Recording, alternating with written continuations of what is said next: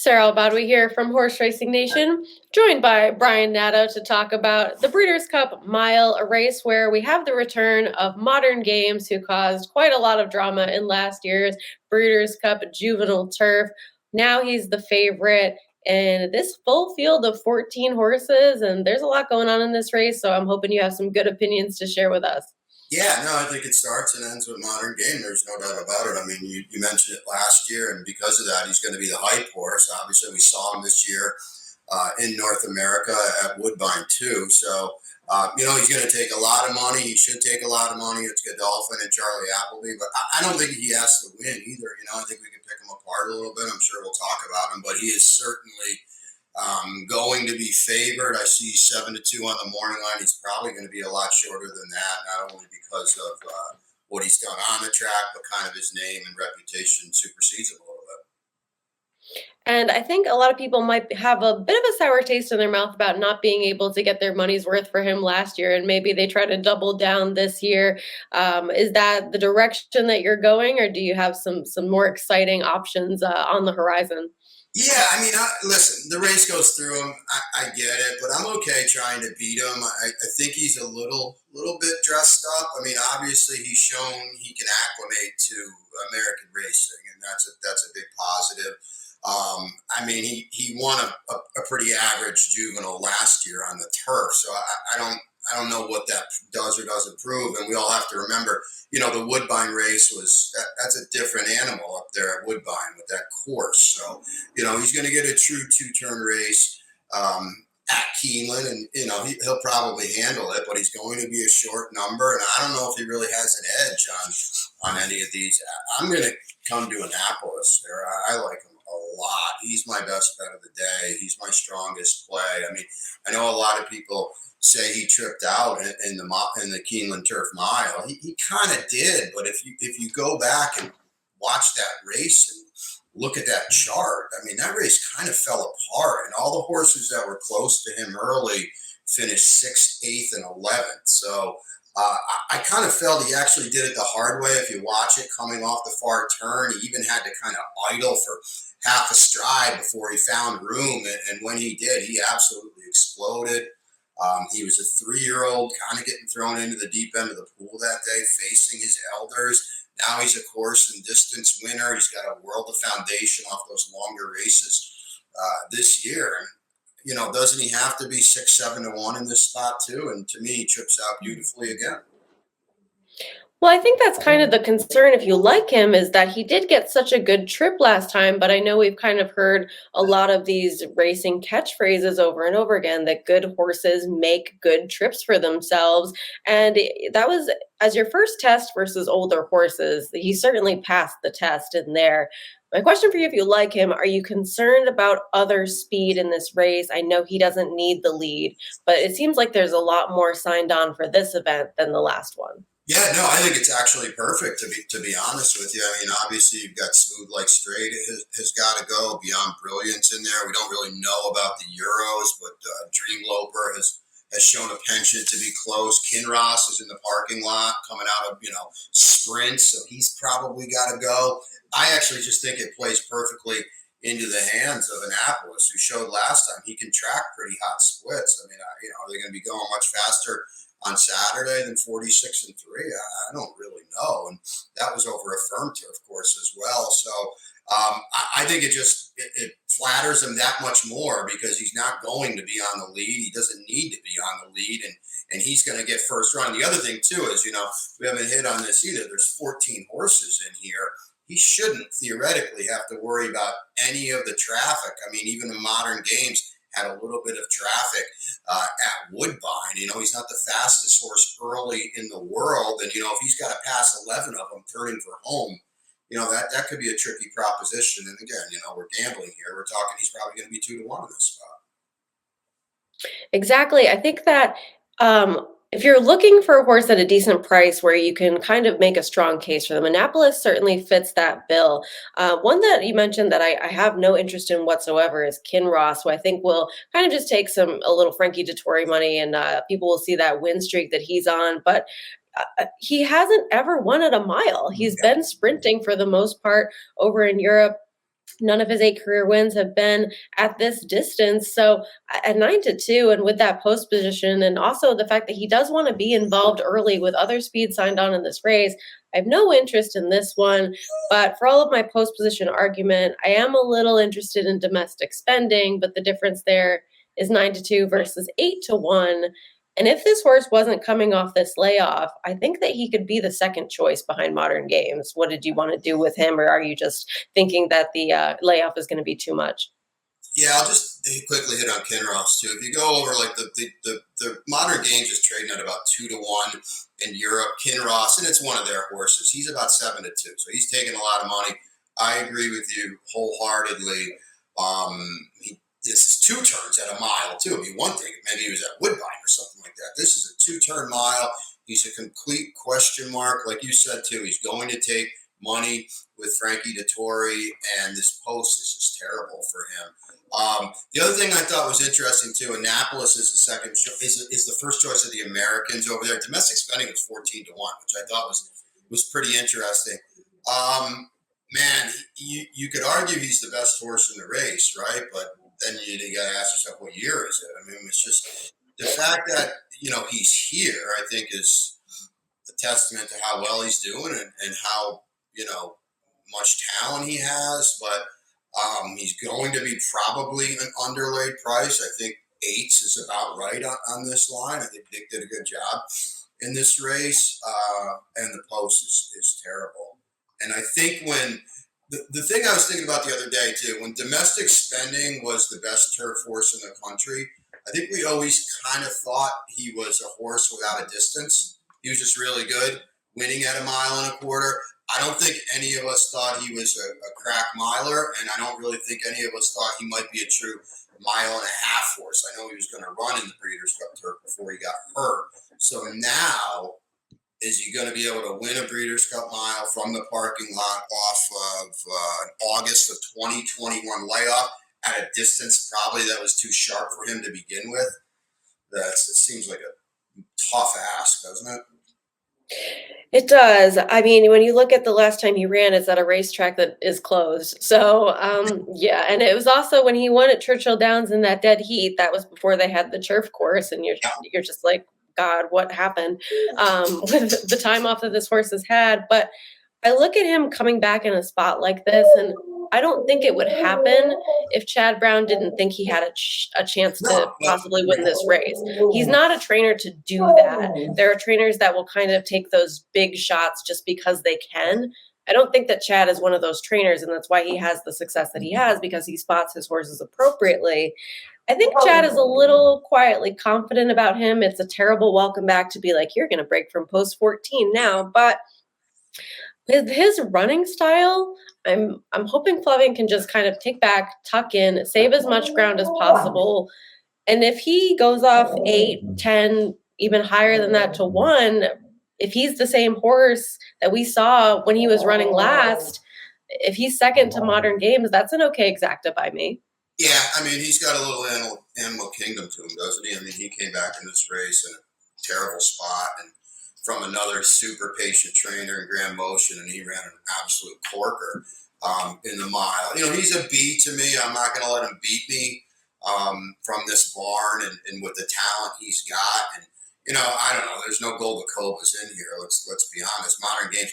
Here's the other thing about Modern Games too. And if you go back and you watch the QE2. There's a lot going on in that race. And Spyro, who was 6-5, just completely blows the break. The Revenant, who was actually basically second choice with Modern Games, didn't run at all. And the race completely held together, and Modern Games was on that pace. Yet the winner, who's not in here and was 33-1 that day, came from out of it. So I don't know. That race rubbed me the wrong way. A little bit as well. And I wanted to mention that because that's another reason why I'm kind of okay making him beat me. But back to domestic spending, you're right. If he runs second, it's to someone in here, even if it is Modern Games, it's probably a pretty decent number, because I do think the gap from Modern Games to whoever is going to be bet is probably going to be a pretty significant one. Right. And speaking of, a gap and a huge price, we do have the 2020 winner of this race as well, in Order of Australia, who blew up the tote board at 73 to 1. He's run into horses like Baiid a couple of times and faced very tough competition throughout his career. He's already here. I mean, he did just run behind Annapolis. I don't really know that I want him anywhere, but I mean, he's certainly talented, and I wouldn't talk anybody off if they were really interested in a horse like this who has already won this race. Yeah, there's no doubt about it. I thought he's 20 to 1 in Europe, which I thought was interesting. I mean, that might be a little tell right there. The other thing I think we need to know, because it's not probably not even on your PPs, he had Lasix when he won the mile in 2020. Obviously, he doesn't get that. He did run well in the turf mile last time behind Annapolis. He should like the flow of this race. He can get covered up. Hopefully, he can get covered up if you're a fan. Yeah, I don't know. I'm okay playing against him, but again, if you think this is a spread race, then I probably wouldn't want to not put him in there at least as a B or as a fringe player. But I kind of feel like he's going to middle in this race a little bit. And we do also have the horse that beat him in Dream Loper, drawing much more favorably down towards post number 3. There's a couple females taking on the males in here. You also have Regal Glory for Chad Brown as well, who, I mean, it was really a dominant force in the division for the fillies and mares on the turf earlier this spring. And I don't think she's necessarily lost anything in defeat, running second in the 4-star Dave to Casa Creed, running second to In Italian, who just has discovered this immense weapon of early speed. I mean, there's nothing wrong with her, but I kind of just wasn't super interested. Although you could argue that she does have the tactical speed to make her own trip as well. Yeah, I'll just Dream Loper. I like. I mean, she's an A to me. I mean, if you look at the mile race, that's the race that stands out. It was absolutely awesome in the Prix de Moulin, and you go back and watch it. Her turn of foot is devastating, and she absolutely drilled Order of Australia. There was an unfortunate, horse went down in that race, but she was well clear, and I think she makes her own running. Whereas she can be close and doesn't need to come from out of it. And Order of Australia had a fair go of it that day. She blasted them. So I think, she's a huge, huge player in here. The other thing I like with her, too, is she's down inside, so she can probably get covered up a little bit. You know what? I'm okay fading Regal Glory.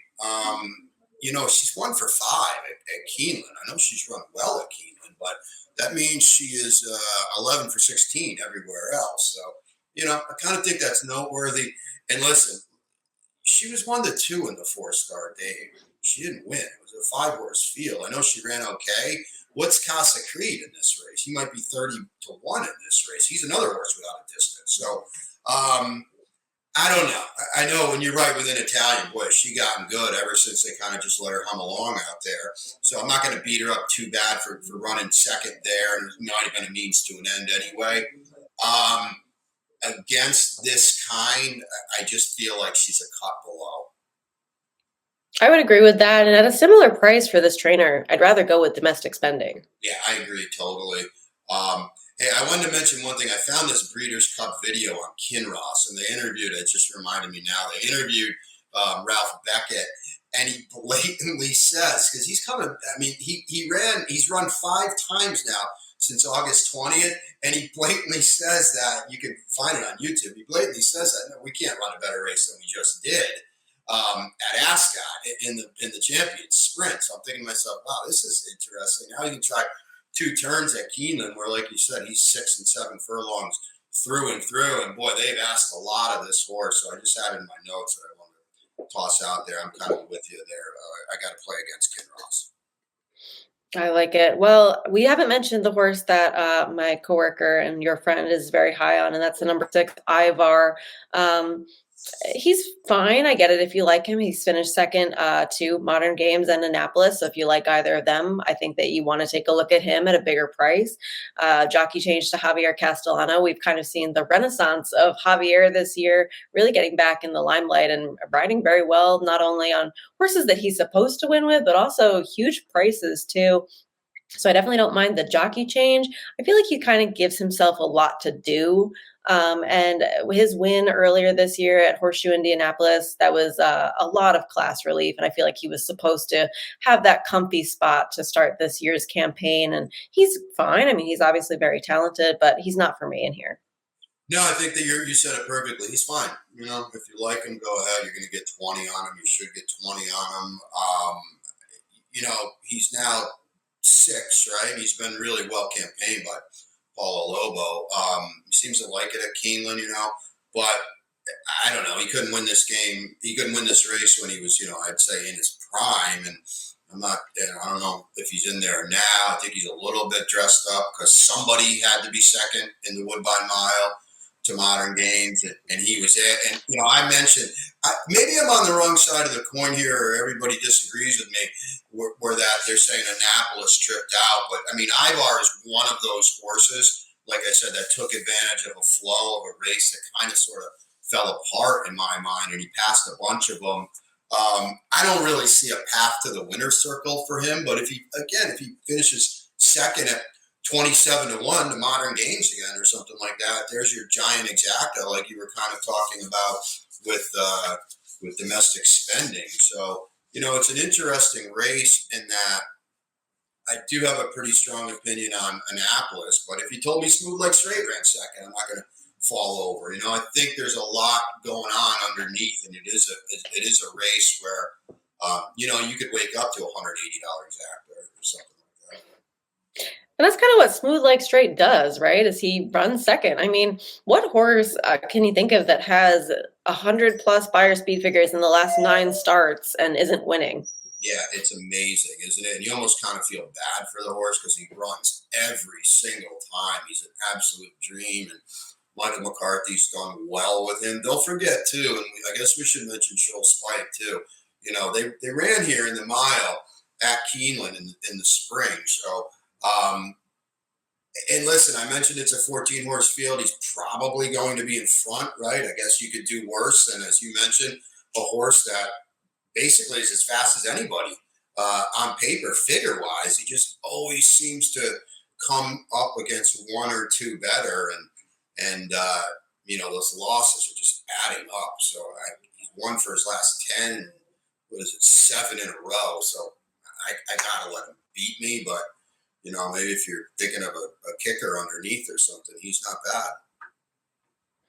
Yeah, I mean, we could do worse than a horse in second who's 10-1 that seems to always finish second. So, you know that he's not going to get himself into a ton of traffic trouble either. Is there anyone else in this field that we haven't touched on that you feel deserves a mention or a shot? Or I feel like we kind of hit a lot of the contenders and pretenders. Well, the only thing I will mention, I just gave him a quick shout, is Cheryl Spike. His best race was by far in the Makers in April. Of course, a distance, obviously, he runs huge. So, and I'm going to say this: he was moving with Modern Games at Woodbine. He wasn't going to beat Modern Games. I would bet you a beer he was going to be second, though, and he was going to be a lot closer. He had significant trouble, and he had to stop in that race. So he's the type of horse that is going to get completely blown out on the board, and he seems to like it here. His mom won the Filly Mare Turf at some 29-1 or something in yesteryear when she had no chance whatsoever. So I could I'm not a huge exotics player. He's intriguing to me at a giant number underneath. I don't think he can win, but I could see him just totally blowing it up. I mean, he's got to probably be 35-40-1 in this race. And for my money, Louis Sai is as good as anybody there is. Well, I think there's a little dirtied up form as of late too, because maybe he doesn't like the Churchill Downs turf course because a lot of them didn't. I don't know why they tried the dirt, but honestly, he didn't run that badly in there, finishing third. There's kind of maybe one dull effort, but then some trouble last time. So you could make a case for him to run better in a spot like this. If you want to be really stubborn and you like him, you can really just say he's got one legitimate, like one race you can look at this year showing, and it was at Keeneland, because I totally agree. He doesn't want to go 9 furlongs. You got the dirt. You got a weird race at 7 at there, and he was running well at Woodbine. So, like I said, it's food for thought if you're an exotics player and you're looking to blow this up. All right. Well, Annapolis for you in the mile.